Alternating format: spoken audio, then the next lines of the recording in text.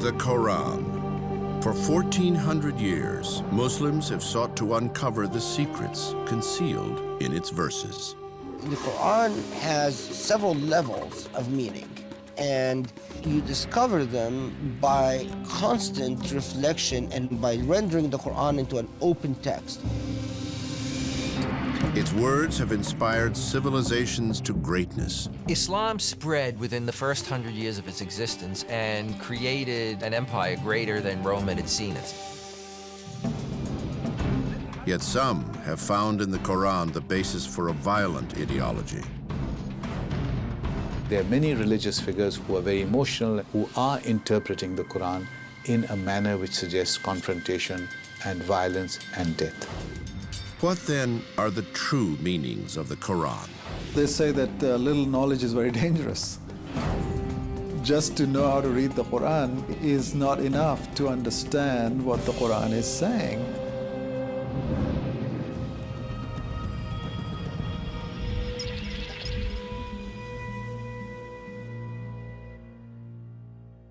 أعوذ بالله من الشيطان الرجيم.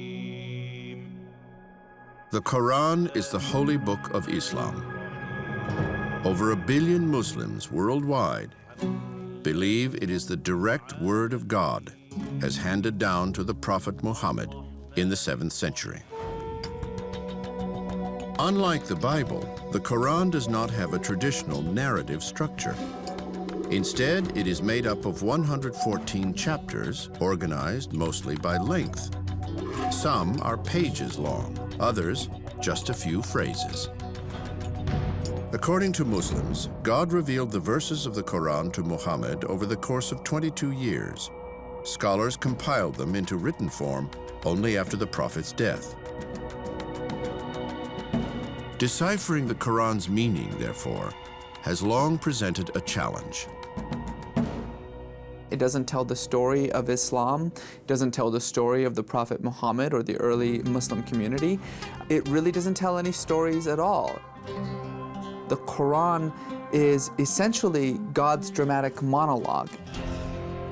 For a minority of Muslims in the 21st century, that monologue has been used to justify an extremist political philosophy and a violent strain of religious fundamentalism. Chapter 58, verse 5. Those who resist God and his messenger will be crumbled to dust, as were those before them. This is how many, both Muslim and non-Muslim alike, have come to view the Quran. But while the Holy Book does contain passages that call for violence, this complex and mysterious scripture also has plenty to say against it. Chapter 5, verse 2. Cooperate with one another on furthering good and virtue, and do not cooperate on furthering sin and aggression. For the vast majority of those who live by the Quran, these messages of peace and compassion are its true guiding principles. For many Muslims, the Quran is the source book for life.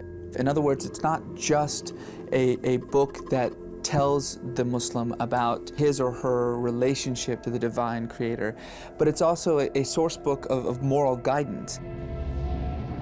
How can two worldviews, one of peace and one of violence, coexist within the same book? Those who want to present a picture of Islam as a violent religion will focus on those few verses and say the violent thing, and the ones who want to say that Islam is all sweetness and light and toleration will pick the other half. Neither is, of course, entirely true. These contradictions are in many ways the product of more than 1,400 years of culture and conflict.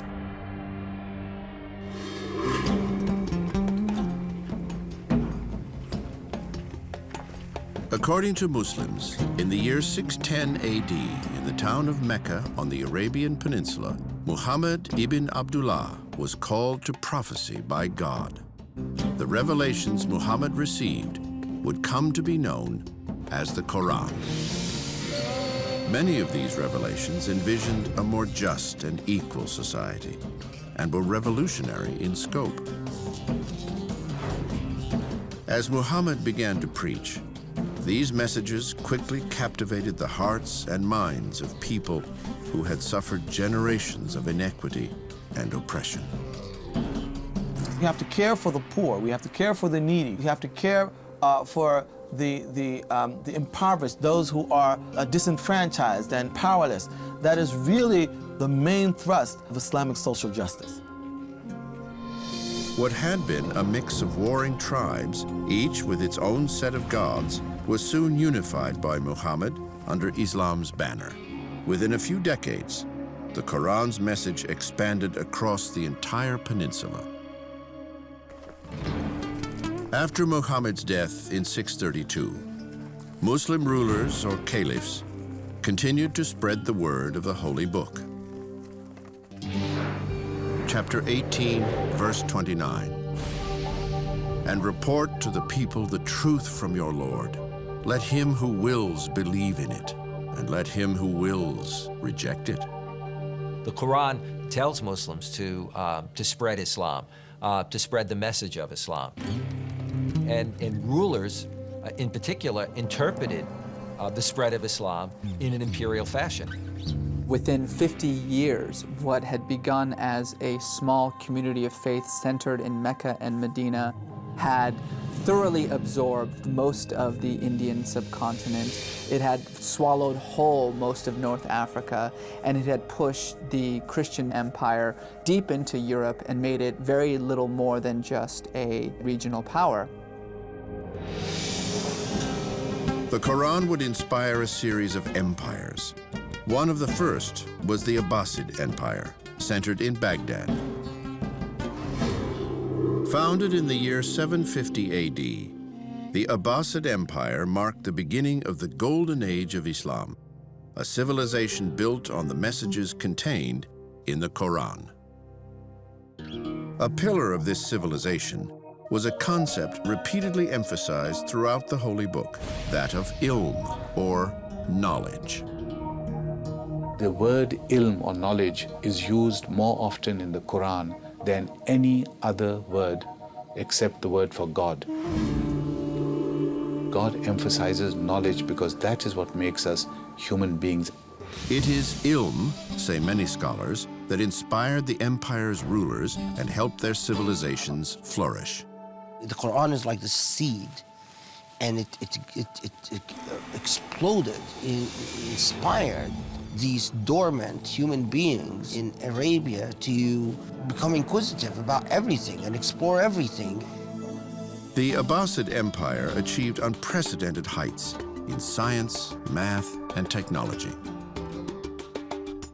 Its scholars collected many ancient Greek texts that may have otherwise been lost, and later passed them back to the Europeans. This was an era in which the great works of literature, the great works of philosophy, in particular Aristotle, were preserved not in Greek, but in Arabic. These great works that essentially become the foundation of Western civilization were translated not from Greek to Latin, but from Arabic to Latin.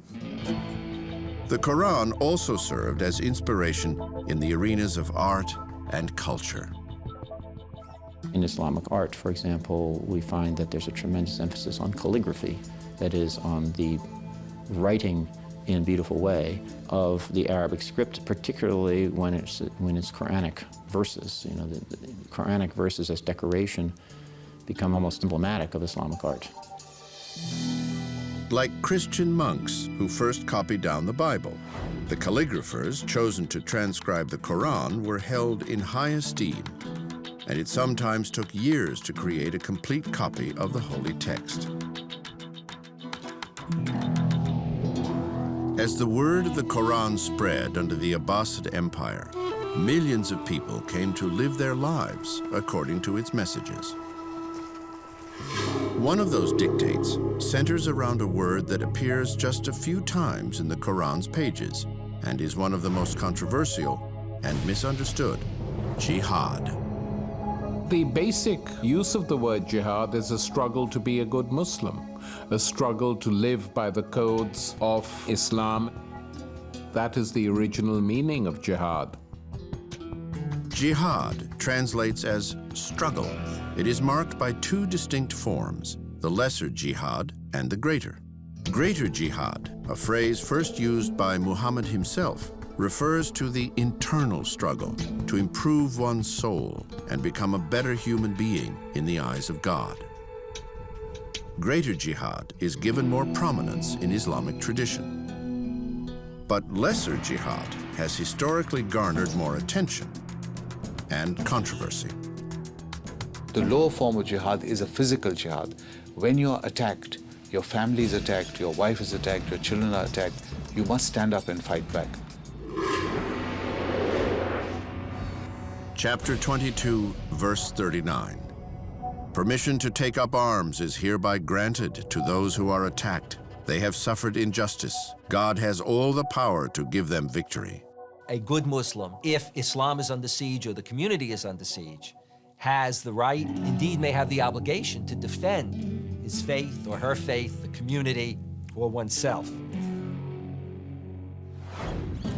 The concept of jihad as battle would soon be cast in a new light for those who lived by the Qur'an. At the high point of the Abbasid Empire, armies from Christian Europe would go on the march, and a series of battles for the holy city of Jerusalem would begin. The Crusades.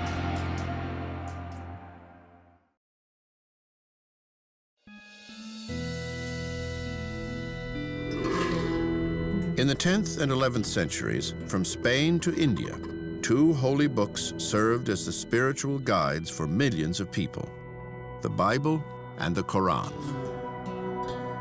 Led by the Qur'an, Muslim leaders ruled over several vast empires, huge cities of wealth and culture, centers of knowledge and art.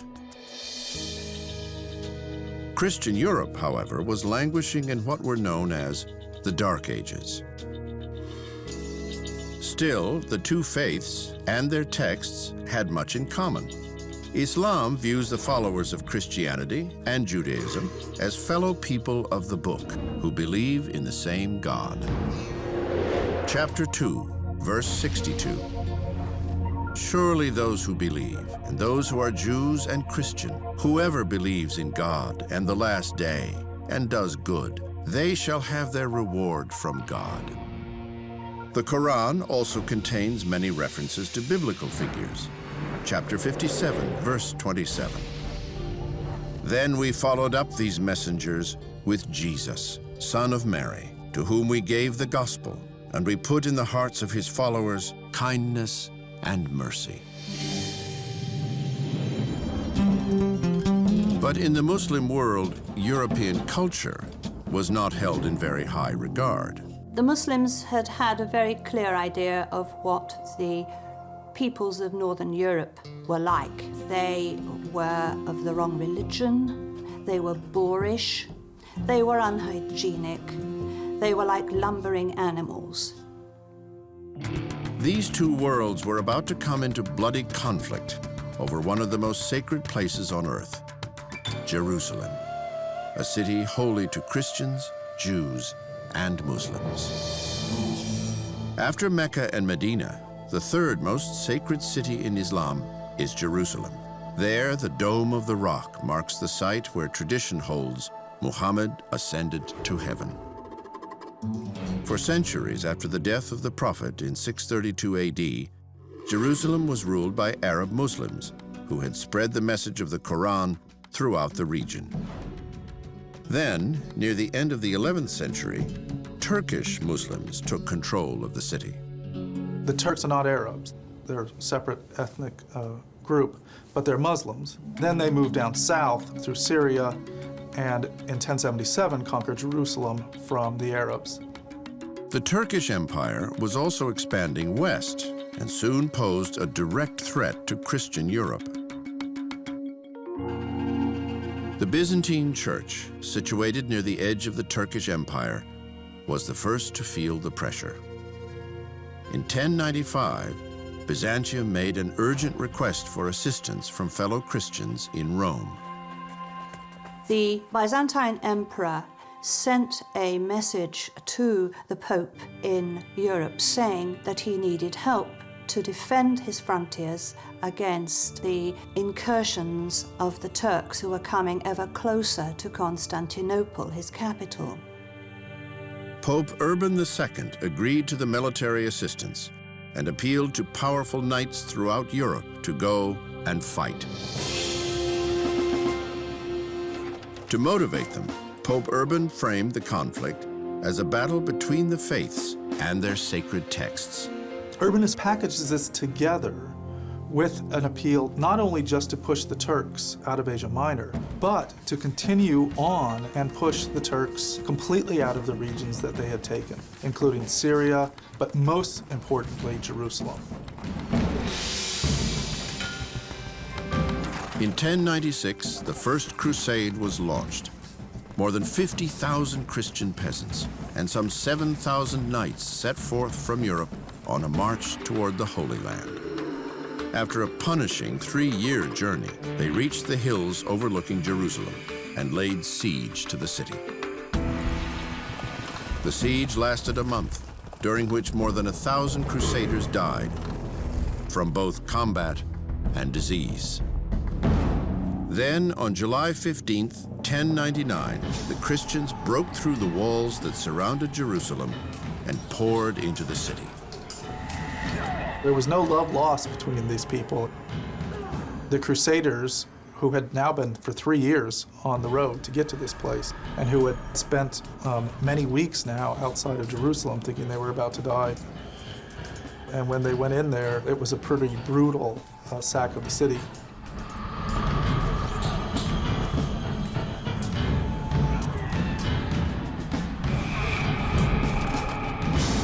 There is no doubt on both sides of the historiography for this event that the Crusaders were exceptionally bloodthirsty. The memory of the brutality of the Crusaders is still with Muslims today. In the aftermath of what was a devastating defeat, many looked to the Quran for answers. Immediately after the coming of the First Crusade, religious scholars were assembling and saying to themselves, reading the holy text, "What have we done wrong? Why have we incurred God's displeasure?" In the Quran, one concept proved to be key as Muslims tried to understand how they had lost one of their holiest cities and how they might be able to win it back. They turned to jihad, or struggle, and laid the groundwork for their own holy war. Islam at that point did not have any equivalent of the holy war. This is how the very word jihad changed its meaning as a result of the Crusades. But Muslims would not launch their holy war until nearly a century later, with the rise of 2 warriors who would use jihad as their rallying cry. Nur ad-Din was a powerful leader who, in 1146, took control of parts of what are now Syria and Jordan. A deeply religious man, he immersed himself in the study of the Quran. Everywhere he went, he took with him religious scholars, Quran readers, mystics, inspiring the troops, reading out relevant verses of the Quran to do with jihad. Chapter 9, verse 14. Fight them. God will chastise them at your hands, and he will lay them low and give you victory over them. For Nur ad-Din, these passages were taken as a call to arms to win back Jerusalem. Nur ad-Din's interpretation of jihad resonated with his subjects who were eager to defeat the Europeans. When a second Crusader army, launched from Europe in 1145, reached the lands controlled by Nur ad-Din, it was roundly defeated. Nur ad-Din's victories were an inspiration to those around him, including his deputy, a young warrior who was also a devout student of the Quran, his name, Saladin. He worked really for the spiritual rebirth of the region. And so he was a very religious man. One of his friends said that he thought of God and also the jihad all the time. And if you weren't talking to him about that, he didn't want to talk to you. In 1174, as momentum was building towards an all-out assault to recapture Jerusalem, Nur ad-Din died. The reins of power were taken over by Saladin, who began making plans for his attack on the Holy City. But first, Saladin would have to face the Crusaders in a bloody and decisive battle outside Jerusalem. On a dry mountain plateau, under a parching desert sun, Saladin and his troops would be comforted by verses from the Qur'an as they prepared to meet the enemy.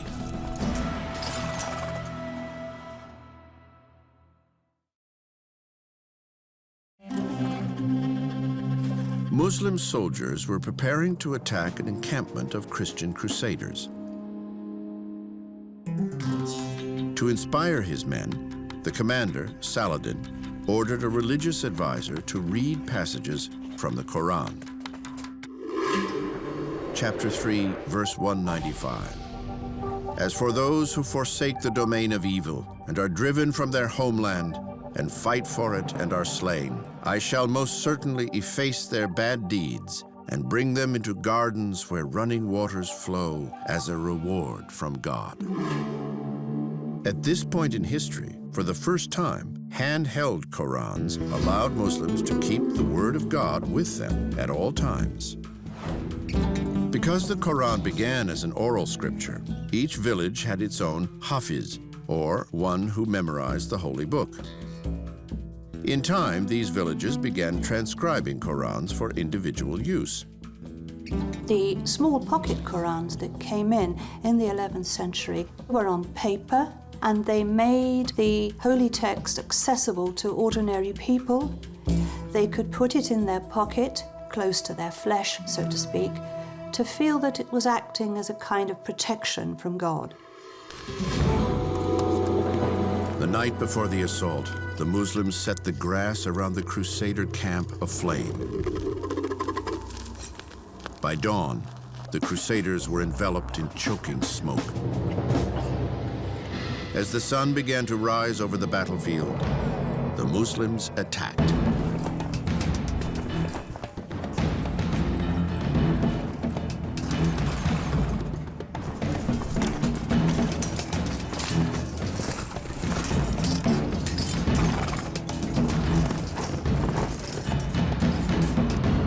After half a day of fierce battle, the Crusader army lay devastated.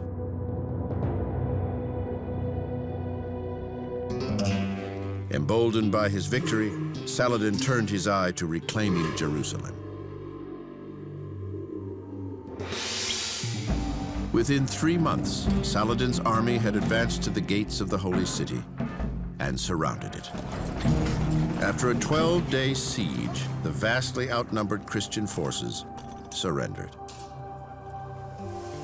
Saladin now faced a choice: what to do with the thousands of captives under his command. He was persuaded by his advisors that here was an opportunity to show mercy, to show the superiority of Islam as a religion over Christianity. Saladin decided to accept the surrender of the Christian commander. He then released all the prisoners unharmed.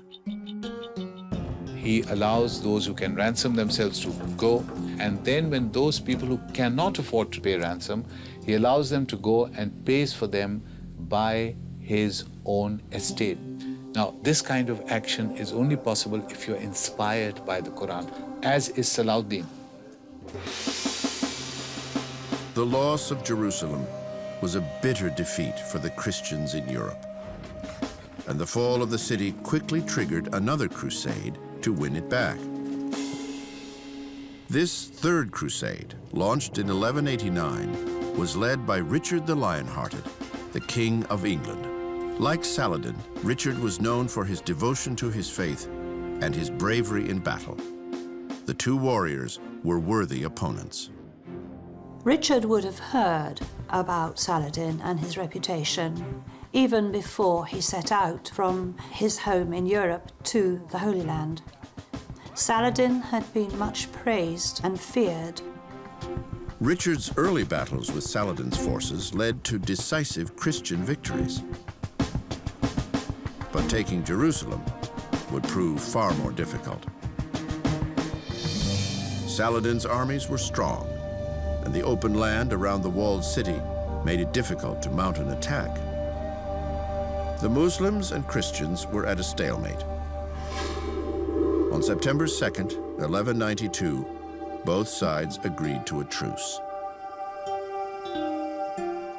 The Third Crusade is a bit of an anticlimax from the Muslim point of view. Saladin failed to remove the Crusaders permanently from Muslim soil. Both Christians and Muslims had fought hard in the name of their holy books.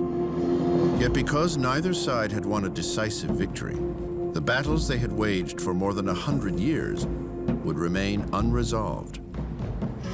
And centuries later, those wounds would be reopened by the approaching clash between Islam and modernity. When it came, two Muslim scholars would help lay the groundwork for a new age of Islam, one that would advocate a new view of the Qur'an and what it says about jihad.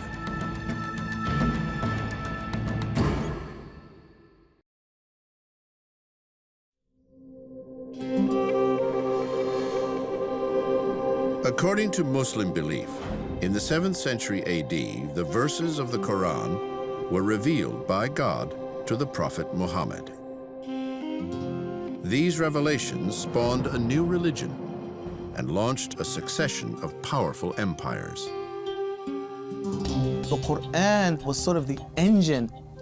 It's just a phenomenal unleashing of intellectual and religious energies that really informs the culture and the society at the time.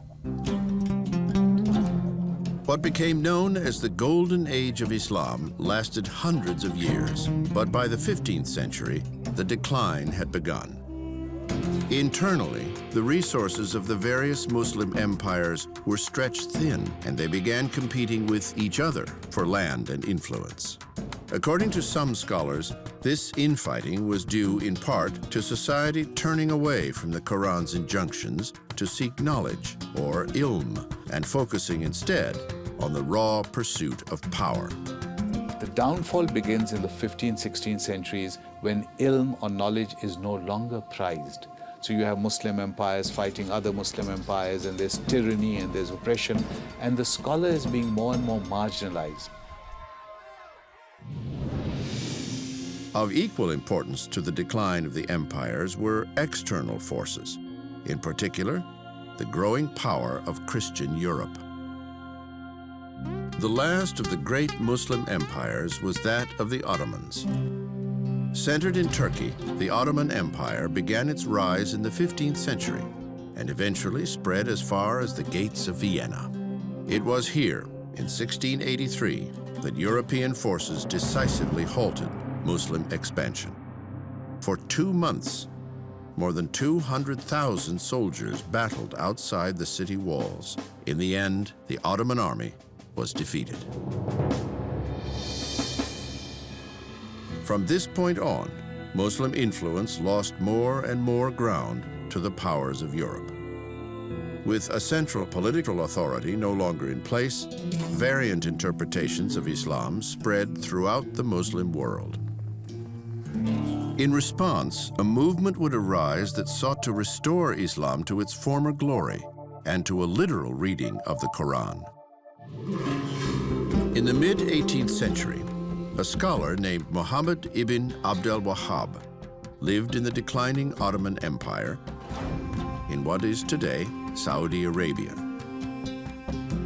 He came to believe that Muslims had strayed from the teachings of the Quran, and he advocated a return to what he claimed were the fundamentals of his religion. He saw his society as becoming corrupt, so like, quote, any good revivalist, the notion is, if we're corrupt, it means we've departed from true religion, we need to get back to true religion. And for Muhammad ibn Abdul Wahhab, that meant going right back to the Quran and to the example of the Prophet. Wahhab believed that all non-orthodox interpretations of the Quran should be banned. He called for such things as the stoning of adulterers and the amputation of the hands of thieves, rules spelled out in the Holy Book, though not always applied. The Quranic literalists don't see that this was something that was written in the early medieval period or the late ancient period. It's one thing to have it written in the Quran and another thing to implement it. Wahhab's strict interpretation of the Quran might have remained his own, but for a fateful meeting. In 1744, while traveling across the Arabian Peninsula, Wahhab met a local leader named Muhammad ibn Saud. Saud was an ambitious chieftain bent on unifying all of Arabia. Armed with Wahhab's fundamentalist teachings, Saud believed he could use both a sword of steel and a sword of faith to subdue the peninsula. They actually literally signed a compact. You will be the religious leader and I will be the political leader, and we will try and take the whole peninsula. It would take nearly 2 centuries, but in 1924, descendants of Saud finally conquered Arabia. They now controlled Islam's holiest cities, Mecca and Medina. 8 years later, the modern state of Saudi Arabia was established, and the stringent doctrines of Wahhabism became the law of the kingdom. But it was not Wahhab who would create a fundamentalist doctrine for the modern age. That task was taken up by an Egyptian journalist who built on Wahhab's philosophy to create his own interpretation of the Quran, one grounded in violence and steeped in controversy. His name, Sayyid Qutb. 1918, the end of World War I spelled the final collapse of the faltering Ottoman Empire.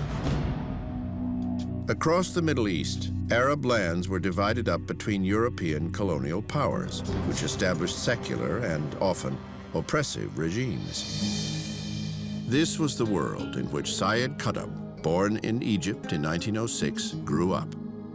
As a young man, Qutb was neither radical nor religious. A journalist and a scholar, his work took him to America in 1948.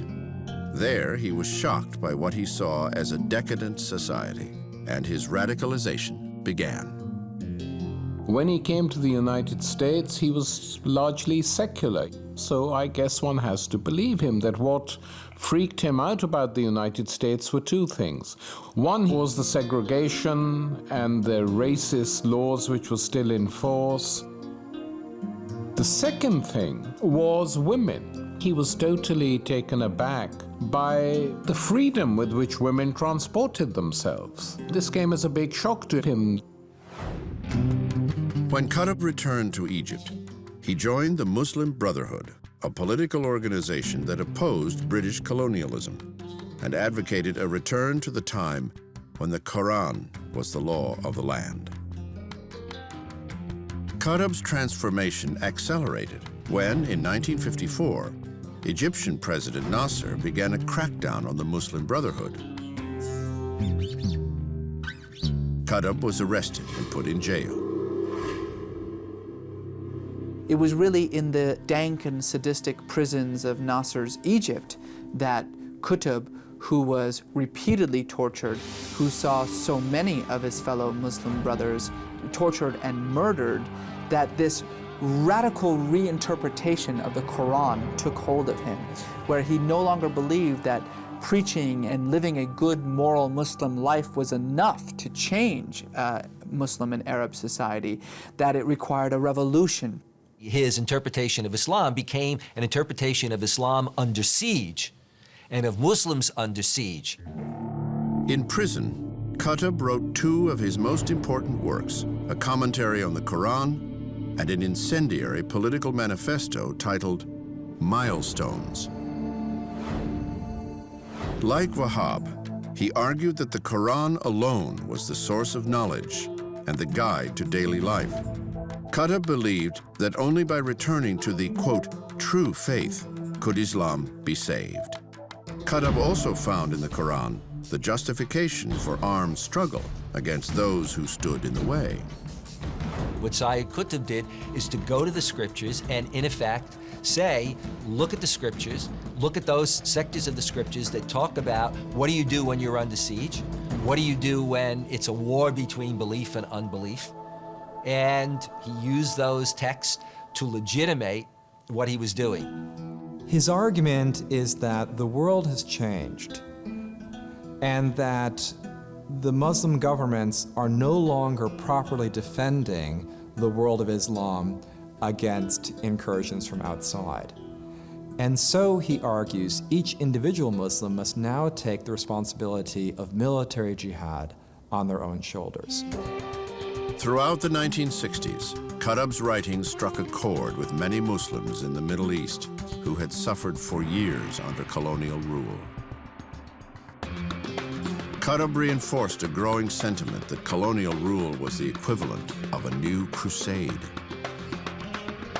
That ideology proved to be an inspiration. And so Qutb is both an inspiration to mainstream, if you will, Muslims and Islamic activists, as well as to a whole variety of extremists that developed. This runs right down to people like Osama bin Laden and Al-Qaeda. The legacy handed down by Wahhab and Qutb to Muslim extremists in the decades to follow would cause many, Muslim and non-Muslim alike, to take a closer look at the Quran, triggering a debate about the true meaning of its mysterious verses.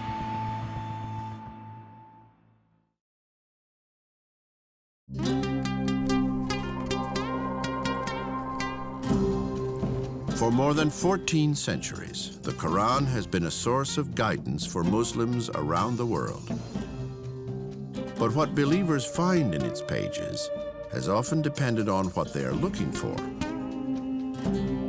Like nearly all holy books, the Quran contains a host of meanings that are sometimes contradictory and difficult to reconcile.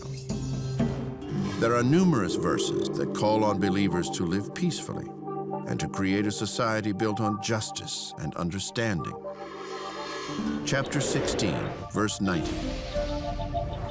Behold, God enjoins justice and the doing of good and generosity toward one's fellow men, and he forbids all that is shameful and all that runs counter to reason.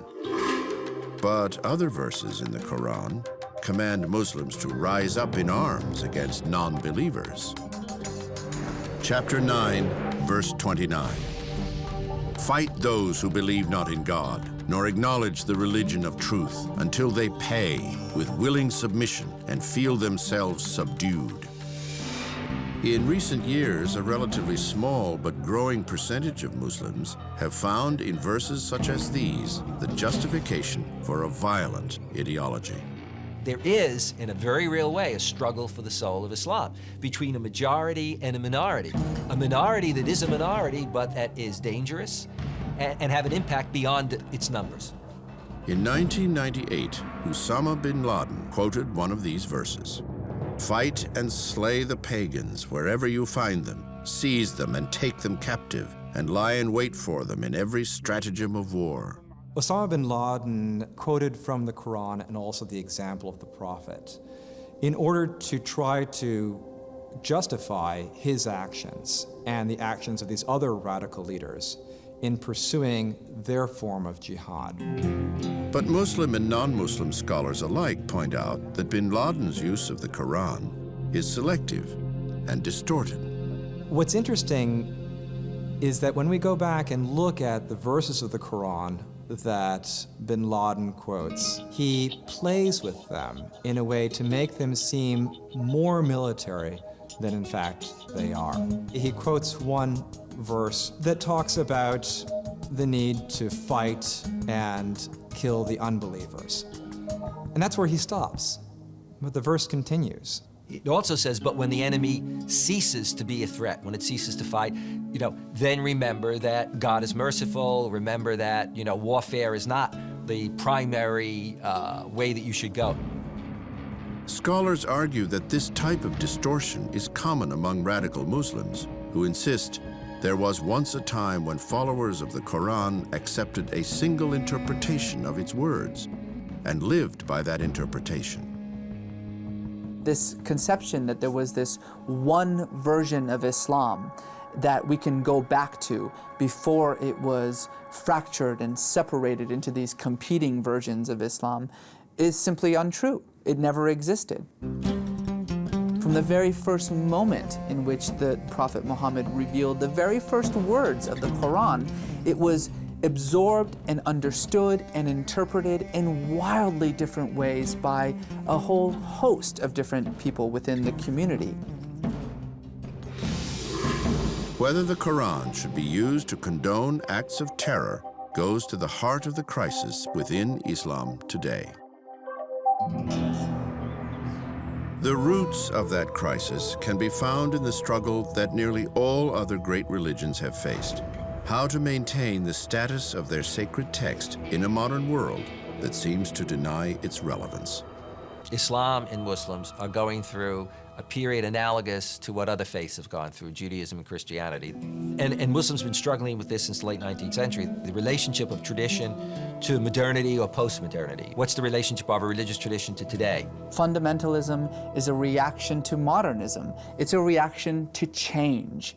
Change is inevitable, and as long as change is inevitable, fundamentalism will be inevitable. It's also inevitable that believers look to the Quran for answers about the future. The Quran has been used to divine the future, but it does not itself pretend to hold the secrets of the future. Ultimately, the future that the Quran is concerned about is the end of time.